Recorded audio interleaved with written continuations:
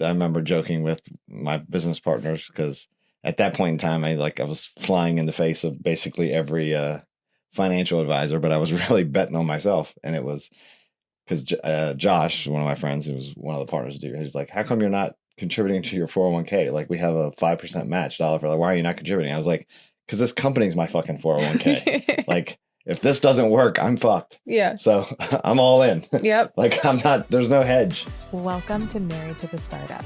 I'm Alicia McKenzie, a wellness entrepreneur and digital creator. Alongside me is my amazing husband, George, the CEO who's always ready for a new challenge. We've been navigating marriage and running startups for over a decade, and we're here to share the real, unfiltered journey with you. Join us for insights and candid conversations about integrating love, family, and entrepreneurship. This is Married to the Startup, where every day is a new adventure. Welcome to another episode of Married to the Startup. I am your host, Alicia McKenzie. I am the co-host. Did we skip last week? George McKenzie. No, we didn't. No, we did it last week. All right, let's do a quick recap of what happened last night. What happened last night? Oh, do we really want to talk about that on the air? I kind of feel like we do. Oh, okay. It's a little risque. Oh, you're talking about the baseball. Yes, I'm referring to the baseball game in which a child was injured, an ambulance was called, havoc ensued, and our sweet little 8-year-old baby boy got called up to majors. Yeah. Very unfortunate turn of events, but good news is the boy took a ball to the face, but was not injured seriously. I mean, it was just I think a bloody nose and some bruising, but nothing major. So all's good on that front. And Maverick got his first taste. I think it was actually beneficial for him to, just scream at him while he's over on the handball court to go grab his bag because he's getting pulled in. No time to stress about it or fret about it. He just, put cleats on, grabbed a glove, and ran to right field. Yeah. And I think it's important because we always say that our kids are so different, right? We have 5 of them.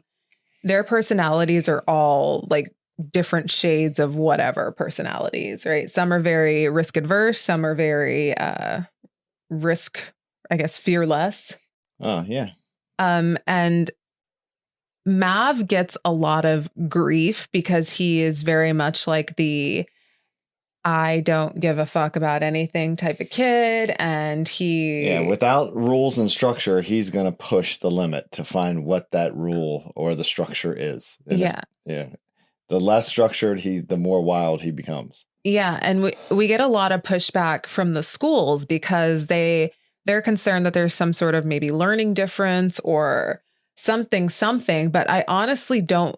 We've had him tested. We've had him evaluated. He's got some sensory issues, but he's a very intelligent little boy who knows the limits of which he can get away with. Right. And when he's in classes like science or even art that's structured, the teacher's very structured and methodical about what she wants and what's allowed and what's not allowed, he functions fantastically. It's when it's a free for all PE, he's has a hard time focusing and following a direction when the directions are nebulous.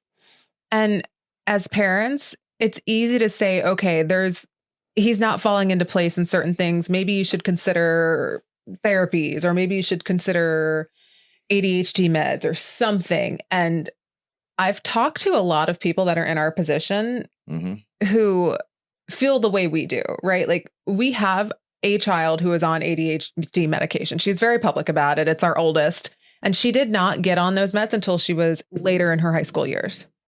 Right. So I think it was junior. It just really helped her focus to get homework done, stuff like that, where I don't see that issue for Maverick or no, but when it really matters. Yeah, exactly. Right? Like you're a I think every kid has attention deficit disorder. Shit, I have attention deficit disorder. And you think about the generation now, we used to watch scripted 30-minute cartoon episodes. Yes. Correct? Well, that's what I grew up on. Now, those don't really exist anymore. Like, they watch YouTube shorts, and even Disney and all of these, even Nickelodeon, they're all creating short form, even old school cartoons. They're taking the old school cartoon and shrinking it into 60, 90-minute clips, and they interject stuff into the clips. And it's because the attention span now for this, 3 generations past me, I don't know, Gen Alpha? Are we Gen Alphas now? Whatever, that their attention span is just not what ours was. No. So they cannot focus. You're going to lose them. So now everything is being compacted in this short form medium. And then you expect a child to not have attention disorder. What is attention disorder? Yes, they can't sit still for an hour and a half in a classroom because their whole life they've been fed 30-minute, 30-second, 90-second clips. Yes. So their attention span is I move on to the next thing every 90 seconds. It's like the jackpot and the slot machine. I get that dopamine release, and it's hard to unwire that behavior. Yeah. For some people. Yeah. I mean, yeah, for some people, definitely. But I think all that is to say that we threw this little boy into a pretty tense situation. Yeah. And for those that don't know, so minor Little League Baseball follows kind of like the major leagues, where you have majors, which is the highest level. And that's for, reserved for mostly 11 and 12-year-olds. Some 10-year-olds play, but it's mostly 11 and 12-year-olds. And it is, the highest rec baseball you can get and then you go travel outside of that. But that's like supposed to be for 11 and 12-year-olds. And even within 11-year-olds, some 11-year-olds get sent back down to AAA because they just don't have the skill set or they don't get drafted. And AAA would be that next rung. It's kind of geared to 9 to 11, an occasional 12 if there's an injury risk. And then there's AA, which is geared to, 8 to 10, maybe an 11, and that so forth. So it kind of mirrors what the pros have. So once you get to majors in Little League Baseball, that's the top. That's the end. Right. So our other son, Maddox, is a 10-year-old, is playing in majors. Yes. And he struggled in the beginning. The first couple weeks, it was like, he was struggling with his identity, like confidence, confidence issues. Like, these kids throw really hard. I'm not as big as these kids anymore. And, where do I fit in? I'm not getting all the reps like I used to get. And so, but he settled in nicely. So that's kind of painting the picture for why it was kind of stressful for him. Yeah. So you have this little 8-year-old boy who looks so much smaller than everybody else. And we're like, all right, buddy, you're going in. Yeah. Grab your glove and go to right field. But here's this jersey that goes down to your knees. Yeah. And he was scared. Like when I first saw him, he's like, no, I can't do that. I'm not doing that. No. And then we're like, well, you don't have a choice. Either you go play or they forfeit the game. Yeah. So then he was like, okay, this team needs me. I'm going to go in and I'm going to help. And we were great. We didn't have a lot of expectations, right? Just go stand out there, be a body in the field. Don't get hurt. Yeah. And he knows how to play baseball. So I wasn't worried about that. Yeah. But I was because I'm a mom. And then, he talked to me before when he was in the dugout. He was, I don't want to bat. And I was like, well, you have to bat. Well, I don't want to. And I was like, well, you just go stand in the box. I'm proud of you. Just stand in the box. I don't care if you watch 3 strikes go right across the plate and then you run back to the dugout. I'm cool. Yeah. You just got to go, stand in the box. Yes. So he did. He actually got a hit. He almost made a fly out. So it was just an overall good experience, but it's like manufacturing. It was high grit. stress. It was high stress, but yeah, the grit and the confidence, like I'm going to go do this. Yeah. And I think even some of the older kids, like I was saying with Maddox, they get in there and even the first at bat, they're kind of watching the balls go by. They're not swinging. They're waiting for a walk or hoping for a walk. His first at bat, he struck out, but it was 3 swings at balls that were strikes. He was trying to hit it. And then the second time up, he swung again and he made contact, put the ball in play. And you're like, wow. Yeah. And that was against a 12-year-old pitcher. So his confidence was high. So when people ask you, oh, how was your weekend? Most of the times we can be like, oh, it was great. It was really uneventful. We did this, that, and the other. This weekend was really fucking eventful. It's just been like a stressful week. And it was baseball. We had 3 baseball games on Saturday and a volleyball game and then a baseball game on Sunday. Yes. And practices on Sunday. Definitely. But a lot of things that money cannot buy happened this weekend. Yes. But I think it was a great learning experience for him. Yeah. Yeah. And he can do hard things. Absolutely. And I don't think it would have panned out that way if the roles been reversed, had it been. Yeah. Maddox would have been very, very reluctant. And I'm sure tears would have formed if he was required to do it. Yes. So I think we named them accordingly. Yeah. All right. So moving on, I think you and I have a lot of conversations around money and like what may and can't buy and like where we live and do we live in a bubble and are our children growing up in a bubble and should we move? Like maybe we need to expose them to different lifestyles. Just all the things that you question when you were a parent of 5 children, but also growing businesses and also networking and also doing this, that, or the other. Right. Yeah. And then and there's tons of advice you hear out there. And I think I'll touch on one later, but it's sometimes all advice is not applicable all the time. Like some things work in certain environments and they worked for some person and they may not work for everybody. Well, now I'm curious. What advice? Let's just go into it. No, it was like the podcast you listened to where the woman was the high-end travel agent. Okay.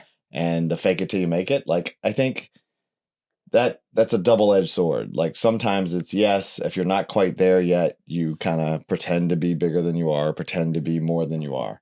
And then the downside of that is people that fake it all the time and they never make it. Like if you fake it to the point where I am buying designer clothing and I'm buying all these things and I'm racking up credit card debt because, one day I'll make it. Yeah. And you don't.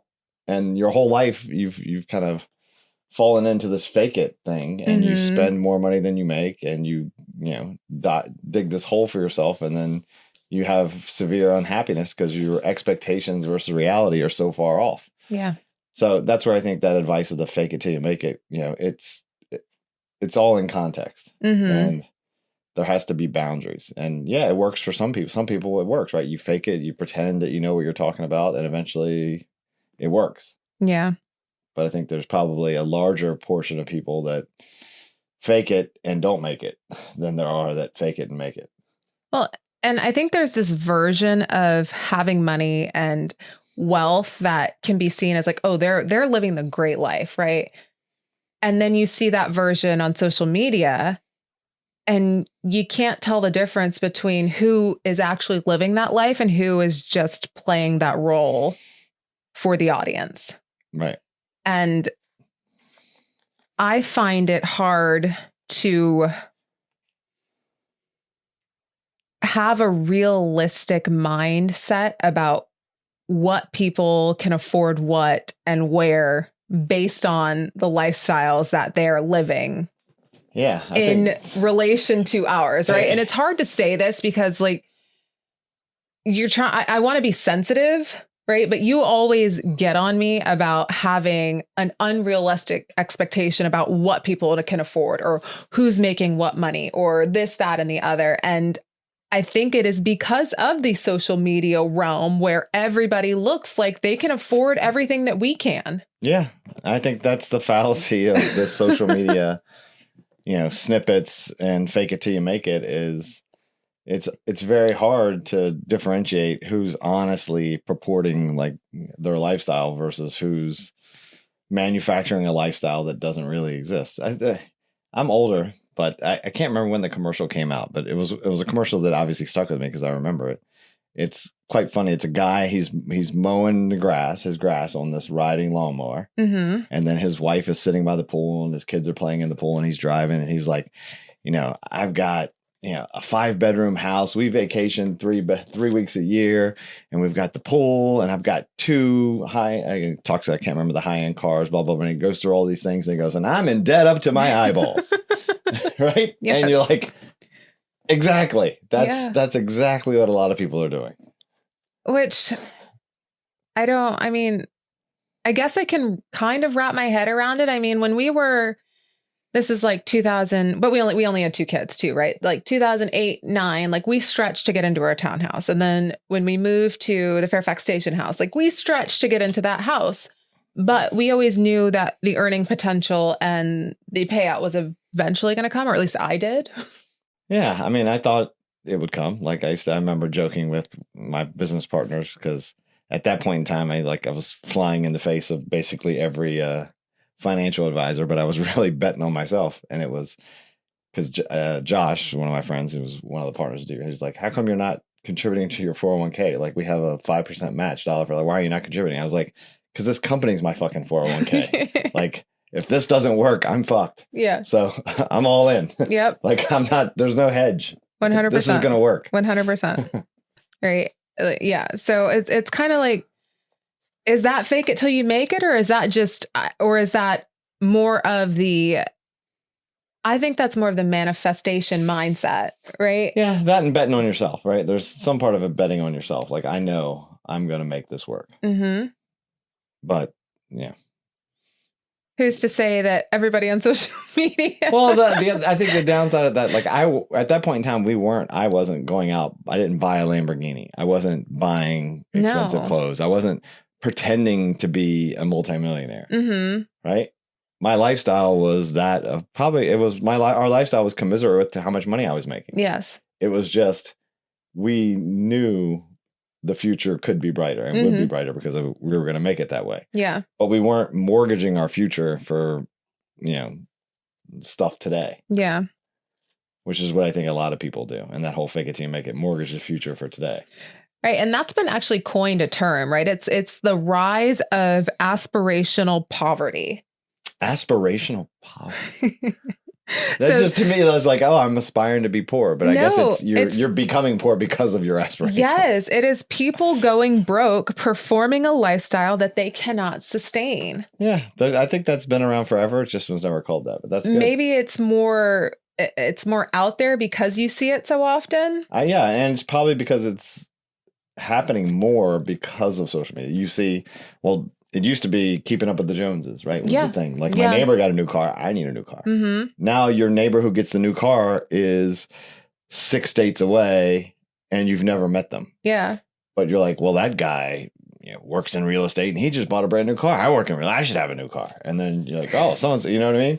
You know what I just thought of? Do you think people in our neighborhood are wondering what the hell's going on because we've literally sold 3 of our cars in the last year. And now we're slowly reaccumulating them. It's because we went from having 6 cars and then leases expired or use cases just weren't the same. So I think we've sold 1, 2, 3. 3 cars, and then we just turned one of the leases in. Yeah. Yeah. Right. So our neighbors are probably like, holy shit, the Mackenzies are going broke. And now all these new cars are going to start showing up.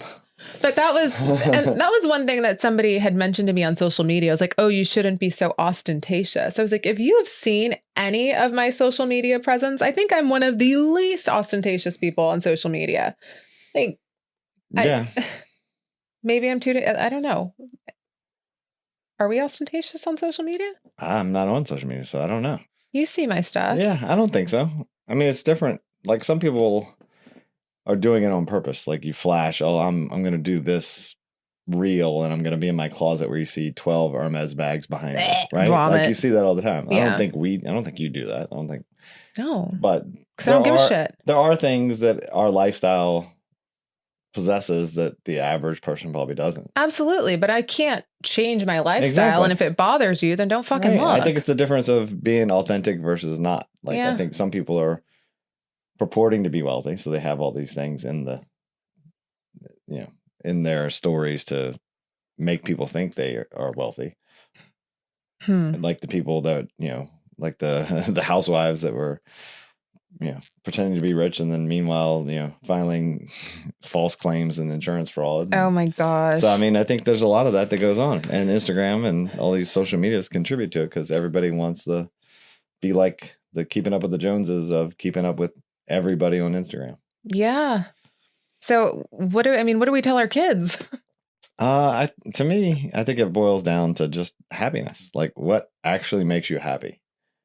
And other people's validation can't do that. Our oldest child was talking about some of her, I guess, previous high school friends who started an online, I think she said drop shipping company or one of those. One of the drop shipping companies. She's like, they all up and moved to Miami and they're all spending thousands and thousands of dollars at Louis Vuitton and buying all these cars and all this stuff. And I'm like, this is what she sees online. Mm-hmm. It's not realistic. Yeah.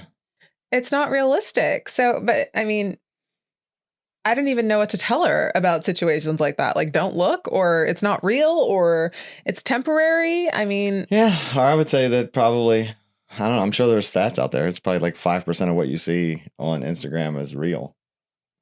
And it's probably becoming less of that now with AI generating stuff. But yeah, it could also be it's like the back in the day. I don't think it exists anymore, but it used to be the reality YouTubers and everything would all move to Austin or California, and there would be like 20 of them in a house. Yes. Filming content in the same house. That's probably still a thing. Right? So none of them could afford that lifestyle, but they're all purporting to have it because all 20 of them are sharing 1/20th of the rent expense and pretending like it's theirs. Yeah. I don't know. All of this makes my head hurt. It makes me not want to be a part of social media. Yeah, but there was Keeping Up with the Joneses before social media was around. I think coveting. What's that one movie? Is it literally called Keeping Up with the Joneses, where that guy like went into severe debt and then ended up driving himself into his pool while he was on a lawnmower, like tied to the lawnmower with a garden hose, and like committed suicide that way? I don't remember that. It was. No. It might be called Keeping Up with the Joneses. Maybe. I don't remember that one. But I always think of like Fun with Dick and Jane. He like steals the guy's sod. You know you're old when you're coveting somebody's sod. Exactly. Right. But I think there's an age-old term that like money cannot buy happiness. Cannot. I don't think that's true. But it buys a wave runner. But it buys a wave runner. No, but really, the number one reason people divorce is due to money. Is it one? No, I think it's the number. It's one, sex is two? I don't know. Okay. I know number one. Money. Right? And it's not necessarily having it. It's more so like the stress of not having it.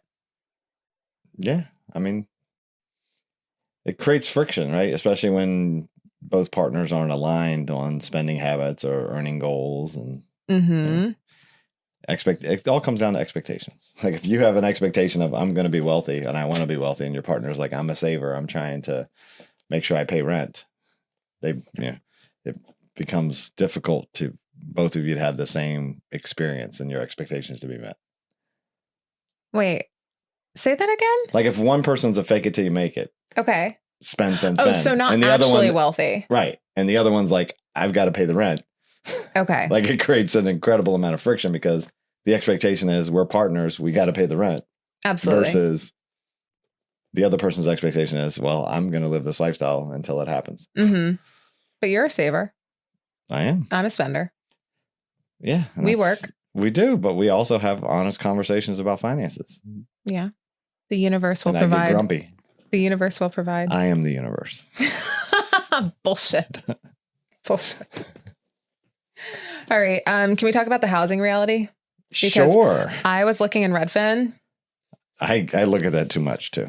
I know. It's not good. It's not healthy. What is it about Redfin that like just sucks you in? That's the social media I like. To wanting to move. I don't see you like move. You're No. I just want to dissect this. So when you look at Redfin, you look at $20 million houses here in Northern Virginia. No, I don't. I don't want a $20 million I'm just saying, house. you look at houses here in Northern Virginia. I look at houses somewhere else. Like where? I've been looking in outskirts of Georgia and Atlanta. Ew. Just outside of Atlanta, like Alpharetta or Milton. And then I looked in Austin. You want to move in Phoenix to Milton, Georgia? I like looking all over and seeing like, wow, look at this house. This is a 12,000 square foot house on 2 acres, and you can get it for $6 million. Okay. Or $4 million. And wow. And you look at, what can I get in, Modesto or where the fuck is Modesto? California. Or Temecula or Chandler. And you're like, just like that. That's what I have fun, like kind of looking in Redfin. I don't look at like stuff in my neighborhood.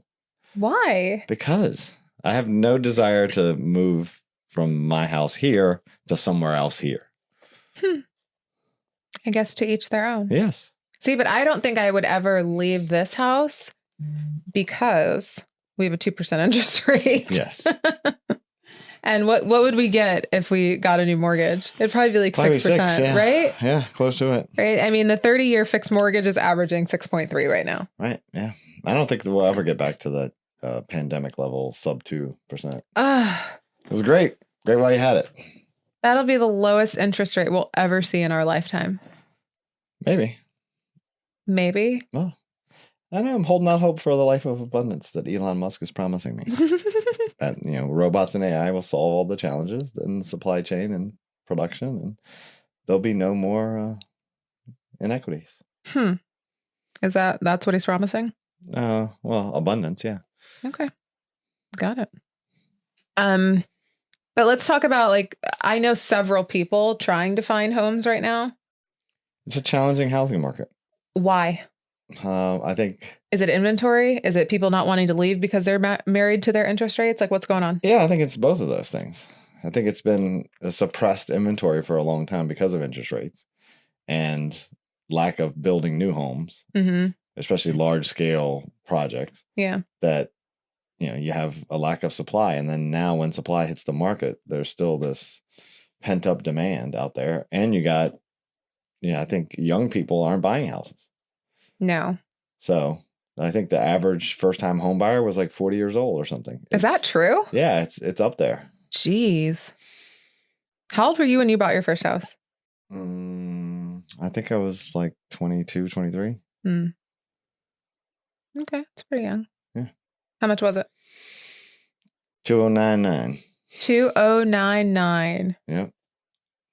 What year was that? How old are you?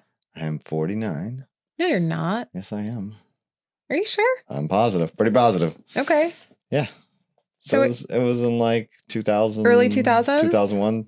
Yeah. Early 2000s. Okay. Yeah. Mine was 20 some years ago. I think mine was 343,000. I was 19. Yeah. 18. No, you were 19. 19. Yeah. Okay. Yeah. And then we made that a rental and then we flipped it. And I think that's also like right place, right time, right? Like during that time you had like the 3% FHAs and like all this, or 3% down FHA, or like no money down. You were right on the cusp of that, the whole coming out of you were right before the housing bubble burst. No, I was right after it. What were you? Yeah. Oh, okay. That was right after it because I got I was going to say a repo. That's not the right word. You got a tax refund. REO. Yeah. Yeah, so I got a steal for the house that we bought because it had been foreclosed. There we go. Yeah. I want to say repossessed, but that's vehicles. Yeah, foreclosed on. Yeah, so we got in at the right place in the right time, and that just kind of spiraled into buying and selling multiples over 10, 15 years, and then renting and so on and so forth. So I think that was lucky. Yeah, or luck, or he just took advantage of the opportunities that were there. Yeah, I mean, like that was the opportunity, and you were able to seize it. Yeah, but I think the real conversation here is that if you are pretending or performing and spending like $2,000 to $3,000 a month on said performances, could you really take that and maybe save it, and then there's your down payment for the house that you want? Yeah, or you add it to, what you allocate to your mortgage. Yeah. So I think I have a hard time being around people who claim to not be able to afford a house, but then at the same time, they're buying the same things I am. And they're just. Yeah. And I think we talked about that the other day. Was that one of our stoop conversations? It was one of our stoop conversations. I think that's where we have a lot of the happiness problem is one, expectations, and then two, owning your choices. And unless you're going to change it, you have to, own your choice and live with it. Like some people choose to buy things like that and have, spend thousands of dollars on, clothing or jewelry or events or dinners or what have you. And they've chosen to do that versus choosing to put that money toward their house. So if you do that, you've made that choice, right? Yeah. You can't then complain because you can't afford the house that your choice has bestowed upon you. Yeah. Like, it's the same we talked about before, like some women choose or some couples choose not to have children. Yeah. And, some of those couples sometimes I think regret it. And then they are, upset with people that have a lot of kids. And it goes into that you made a choice. Maybe you didn't like it at the time, or you thought you liked it at the time. You reevaluate, you don't like it today, but you made the choice. You kind of have to go with it. There's never a right time to have kids. There really isn't. Unless there's something you can change about the choice. You kind of got to just put it behind you and make the best of where you're at today. Yeah. Versus what could have been. Do you think home ownership is still the dream, right? When you came to the United States, or like when people immigrate to the United States, like they want to own a home, they could start a business. Like, yeah, I'm not sure that's opportunities are endless. Yeah, I don't even know. That's the thing I would be interested if our listeners could tell us. Like, I don't know. What is the American dream? I don't know. Well, Has it been lost? I mean, it'd probably be better to hear it from immigrants, because I think most, natural U.S. citizens that were born here probably have a different opinion of what the American dream is. Mm-hmm. I'm sure people that are coming from oppressed nations come here and the dream is freedom. Yeah. Freedom to own a home, freedom to start a business, freedom to vote, to drive, to educate, to do all these things. And I think and that to me is what the legacy American dream was. And then I'm worried that, birthright citizenship people are more like the American dream is Hollywood, Insta famous, YouTube. I don't know. What is the American dream to these people? Like, if you were to ask Ava, what's the American dream? I wonder what her interpretation would be. We should bring her down here and ask her. Yeah, I wonder what she would think it would be. My guess is it's a lot different than the JFK Jr., and his predecessors of owning your own home, a car in every driveway, a hot food on the table. But then if you ask somebody who just recently got their citizenship, right? Like, they're so proud to vote and having their own business and owning their own home. Like, that's still the thing. Yeah. So have we just gotten jaded the longer you've lived here? Yeah. Most American citizens don't have the legacy American dream. Mm-hmm. But yeah, home ownership used to be the thing, because then I own something. This is my home. It's going to be passed down to my kids. But even the conversation we were just having, like, there's very few people anymore that look at a home as a permanent root. Yeah. It's an asset. Mm-hmm. Yeah, it's a place to park money. Yeah, and it's temporary. Like, it's our starter home. Yes. This is our second. This is our forever home, yeah. which never works. But I think generations previously, that wasn't the thing. It was, this is my home. Yeah. I own this. This is my land. And that became part of your identity and part of your heritage. And now I think some of that's been lost, that it's just an asset. It's just a house. Which is why the idea of, let's just have a 50-year mortgage to make houses more affordable. That's like that flies in the face of owning something. You'll never own it. You just are renting it under a different name. Absolutely. And I was thinking the other day, I'm like, well, what would it be like to go back to renting? Yeah, some people do it. I don't know if I could do it. I personally couldn't, because my dream was to own my own home. Well, my dream is to be able to paint the wall whatever fucking color I want when I want, right? Yeah. I get a random hair up my ass. Let's paint today. Yeah. Right? So you can't do that. Yeah. I mean, for me, it was when I was growing up, we originally had land and had a house that my father and my grandfather built, and that's where we lived, and defaulted on the mortgage, lost the house, and then we went apartment to townhouse, and we would be in one spot for a year or two, and then we'd get evicted because couldn't pay the rent, and then we'd be somewhere else. Yeah. And it was so transient that I was like, I am the opposite of that. I'm buying a house. But it was putting down roots. Negatively transient. Yes. And there's some people that choose to be transient. And I think some of these newer generations kind of do that, where if you run the math, depending on, it's been kind of debunked. I think that formula probably doesn't work now because of the last 10 years and inflation. Mm-hmm. But it used to be, hey, if the inflation rate is 2% a year and the housing market is growing 2% a year, it financially does not make sense to buy a house. Yes. Financially, it's better to rent, because then all of the maintenance, the property taxes, all of those things you can route into a savings account or a 401 or a money market account or IRA and make money on that would outpace what a house would make. Yes. Especially when you consider that most of the first 10 years of your mortgage is just paying interest on interest, yeah. Right? So if you were to do the rental thing, you make more money in the end. Mm-hmm. It's financially better off for you, and you don't have the maintenance expense of, my washer went out, I got to buy a new washing machine. Oh, my windows are leaking, I need new windows. My roof is leaking, I got to fix my roof. Like, all those expenses never happen. Yeah. So financially, and I could see like millennials, and if you don't have that driving force inside you to say, I want roots. Yeah. Then, renting just seems easier. And maybe. Will we see a rise of the multi-generational household?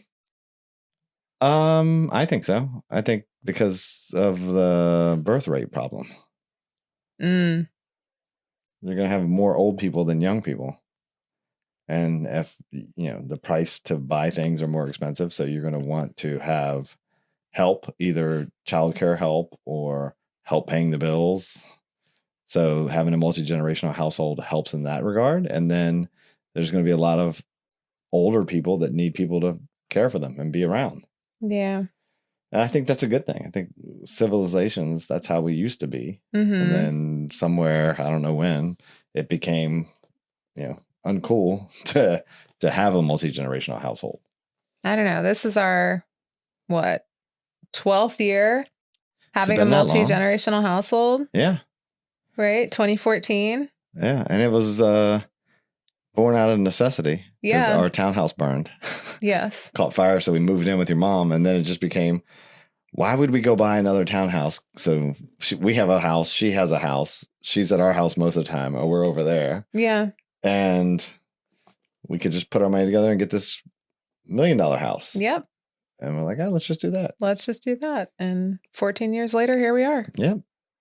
So now our 19-year-old is home for the summer. It's weird, isn't it? And it does feel like I walked in the house. Weird. Like she's only been gone 6 months, and you're like, this is weird. Yeah. Like I walked in the house, she's sitting on the couch. I'm like, where did you come from? Why are you here? I was like, I forgot you were home. Yeah. But she's a good job. Yeah. So, job time. Job time. She's actually got a couple of like good job prospects that don't involve being an influencer. Yeah, I know she's working. She's trying. I'm just saying it's the time now to start thinking about jobs. Definitely. It's crazy. All right. The last thing I wanted to touch on, because I know you hate influencers, and I know you. I do. Why do you hate influencers? I don't know. Don't get me started. I'm an old curmudgeon. I just think you need to produce something of value to society. Do you not think the people that make content for all of the baseball gear that you buy are doing a good job at their job? No. You don't think so? Mm-mm. You don't think that like random ad that you saw for some little T-ball light up stick thing that changes colors when you bat off of it? No, because I know the problem it's solving. I have that. Our kids have that problem. Yes. So I'm like, it used to be the way we would do it is you'd put the ball in the tee and you'd sit beside the tee and you'd put your hand underneath, right? And you'd flash a finger 1 or 2 when they hit.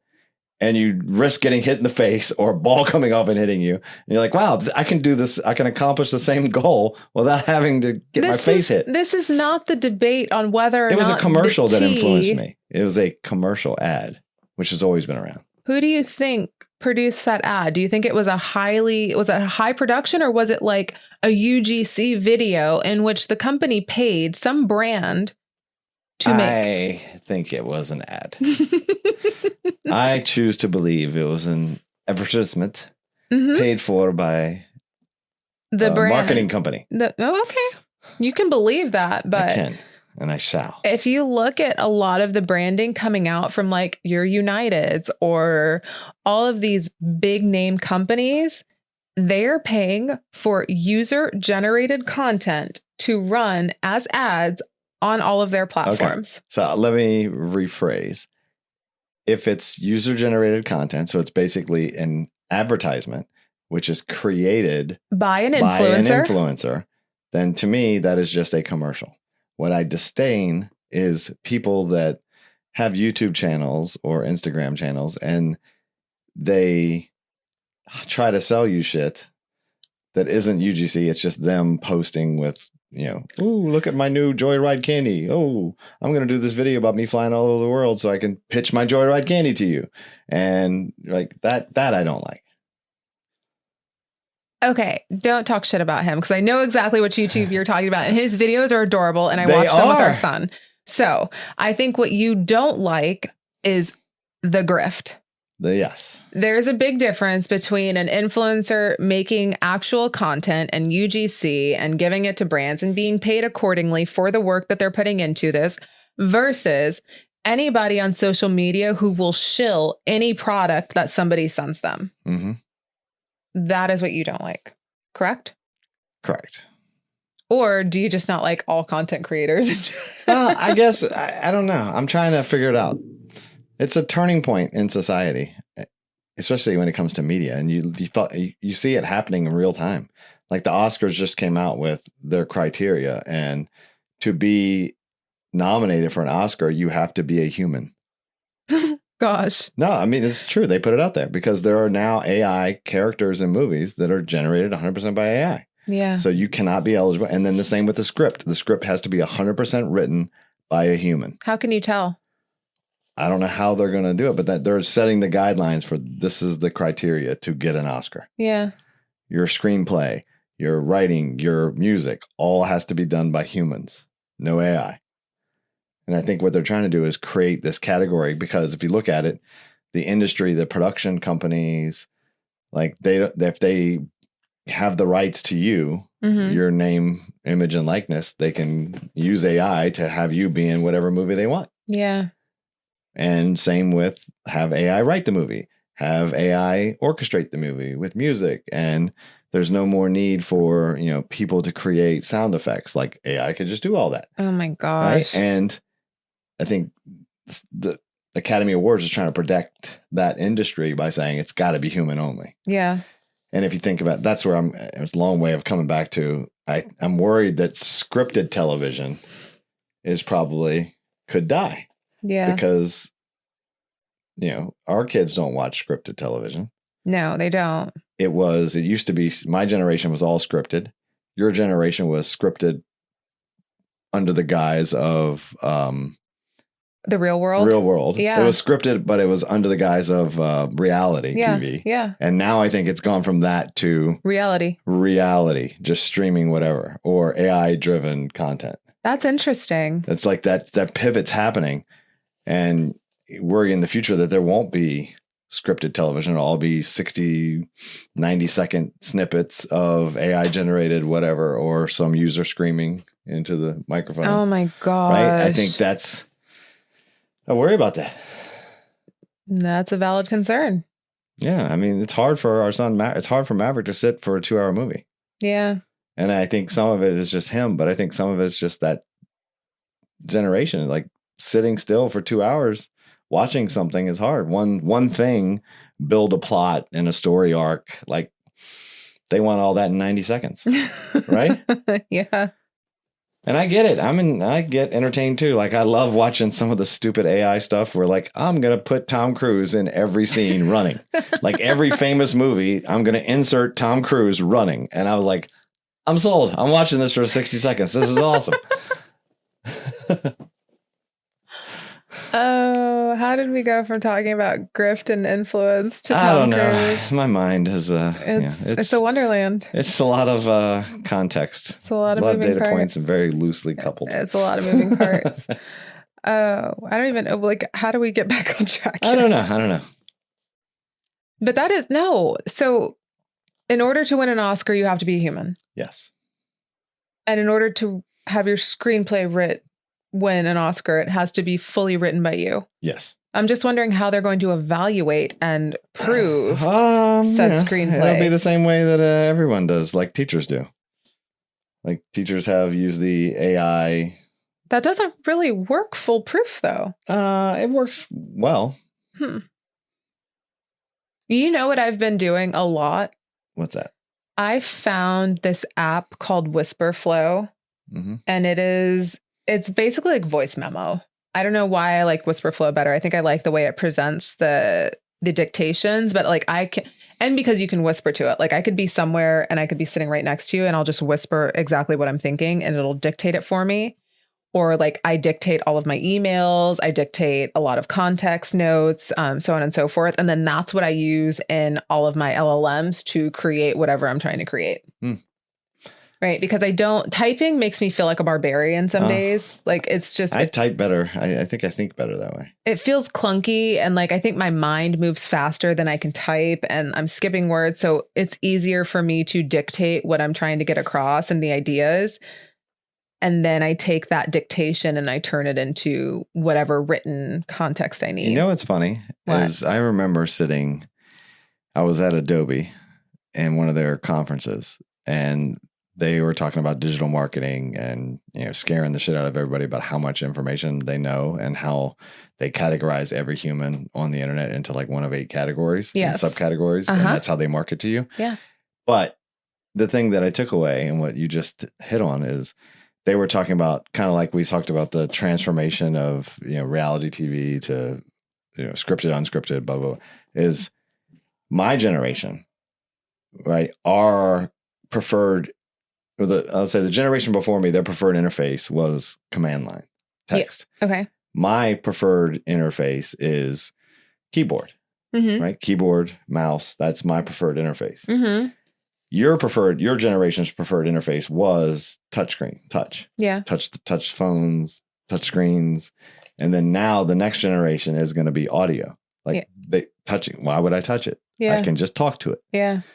And it's crazy that transformation, like how we interface with technology has gone from, punch cards and keystrokes to then keystrokes and visuals of the mouse to hand gestures on a tablet to voice. Yeah. And then even past that, now it's going to be Apple's got their new, AR glasses coming out. Meta's is pretty good. Everybody I've talked to that's using it loves it. Mm-hmm. That you'll just have your AI right here. And you'll be, like you're saying, you can just whisper, whatever. Oh, take a note on this, do that. And it's just going to do it all for you. It works. And it will keep it all here. And then it'll automatically put it into your LLM of preference. Yeah. And create your agent identities and create your memory files and create all those things for you. And, take a picture of that. Oh, yeah. Cut that out in that picture and then just put me over there. I want to be on that mountain. Yeah. Right? And And it's moving so fast. Yeah. It's moving so fast. So I would say like the next 18 months, it's really going to separate the people that can kind of flow with all of the information. You got to be really fluid with anything that's coming out, right? If you try to fight it, it's a losing battle. Yeah. You're going to get jumped over. Yeah. You got to be able to pivot quickly or move with the changing technologies because each new model comes out. Like the way you did it before is totally, archaic. So you just redo it. And I think it'll be interesting if the platforms you use have that same kind of transformation where, I used that today. I used Asana or whatever. And then tomorrow I'm going to use the next thing. Yeah. And I'll just move all the data because my agent will do it for me. And it doesn't really matter. You know whose job is safe? Whose? Anybody that can splice together quick videos to give like 10, 20, 30-second snippets of content that you can use on social media.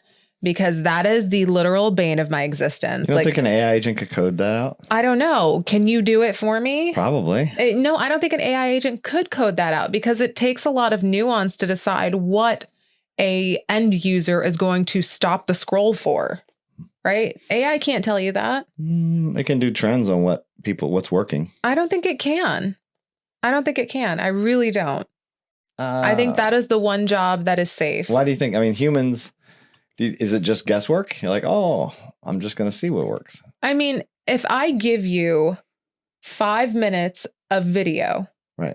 You think an AI can tell me or can splice together a 20-second piece of content that will translate well in engagement across platforms? I don't know. I don't think it's out of the realm of possibility. I do. Because what does a human do in the selection of the feed that an AI agent couldn't do? Like, it's not just intuition as to what generates clicks and views. It's a known thing. It's either, I don't know, it's what's trending today or it's a topic. or it's exciting, or it's provocative, or whatever, and then it can pick that part out. So how else would you do? Like, I guess my analytical brain just can't wrap my head around. Is it just magic? No, there's some formula in your head of how it works that can be translated. It's hard to explain. It's really hard to explain because I think there are certain aspects within a piece of content, like social media, like, oh, if she's opening the door, will this be interesting enough to get somebody to stop? Like, you have 0.03 seconds to catch somebody's attention when they're scrolling, right? So how do you do that? What scene is going to stop the scroll? Do you think AI could figure that out? Because if so, I would love to try. No, but I'm saying there's got to be things that work. They work until they don't. Right. And I think that's the trend analysis. It happens. It's hot for a week. Then the next thing's hot for a week. And then the next thing's hot for a week. And being able to keep up with that. If you can build will it pick the next thing ahead of time? Probably not. But will it say, this is what's trending now? Do videos like this? Yeah. Will it do those videos for me? That's what I need. It's getting there. I don't know. I don't think it is. It probably is. You'd have to subscribe to some of those AI, like, expensive models that do the video. Or I just go on Fiverr and find somebody to have access to my shared files and just make me 12 pieces of content. If 8 out of the 12 land, fantastic. Yeah. And that's a booming industry. So I imagine the Fiverr people are figuring out a way to do it with AI. That I don't give a shit. I'm just saying they're going to figure out, because how can I scale that business model? Like, the only way to scale it is with technology. I can't just keep hiring people. True. So I have to find a way to automate it and make it better, faster, quicker. So I'm sure whatever the challenge is today, there's someone working on a way to solve it. Well, come find me because I will hire you tomorrow. Yeah. All right. Any famous last words? I'm out of words. Okay. We'll see you guys next week. Bye. Thank you for tuning in to Married to the Startup. We hope you enjoyed today's episode. If you did, please take a moment to like, rate, and subscribe to our podcast. Your support helps us reach more people and keeps the conversation going. If you have any questions or topics you'd like us to cover, drop me a message. I love hearing from you guys. Until next time.